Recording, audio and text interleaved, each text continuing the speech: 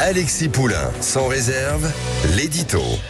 On va parler de Gérald Darmanin, le ministre de l'Intérieur qui devient le ministre de la bienveillance. Après le « en même temps », on découvre le 2 poids 2 mesures.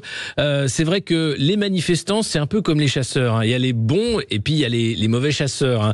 Et c'est pareil, les manifestants, il y a le manifestant qui bloque, le manifestant qui défile, et puis il y a le mauvais manifestant qui bloque. Bref. Et c'est vrai que là, on se retrouve avec Gérald Darmanin qu'on ne connaissait pas. Il nous dévoile sa face bisounours de l'amour et de l'écoute bienveillante. On l'écoute. Est-ce que les agriculteurs ont le droit de revendiquer ? Est-ce qu'ils souffrent ? Oui, ils souffrent et ils ont le droit de revendiquer. Est-ce qu'on doit les laisser faire sans envoyer les CRS ? Oui. En tant que ministre de l'Intérieur, à la demande du président et du Premier ministre, je les laisse faire.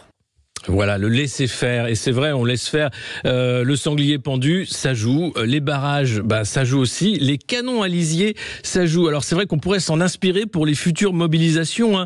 Un canon à lisier, c'est un ustensile donc de colère légitime qui permet de mettre les CRS au loin. Le lisier, pour rappel, c'est un mélange liquide d'excréments d'animaux qui est utilisé comme engrais, mais qu'on peut aussi parfois projeter sur les préfectures. Et ça permet de tirer les larmes à Gérald Darmanin. Et puis il a continué sur le plateau du JT de TF1 de continuer d'essayer de péniblement se justifier. Il n'y a pas de poids de mesure, on ne peut pas comparer les choses. Les agriculteurs travaillent et lorsqu'ils ont envie de démontrer qu'ils ont des revendications le gouvernement est à l'écoute, il faut les entendre. On ne répond pas à la souffrance en envoyant des CRS. Voilà. Voilà. Alors cette phrase quand même, on ne répond pas à la souffrance en envoyant des CRS, je pense qu'elle devrait devenir la nouvelle doctrine du maintien de l'ordre. Ça ferait du bien quand même à tous les manifestants.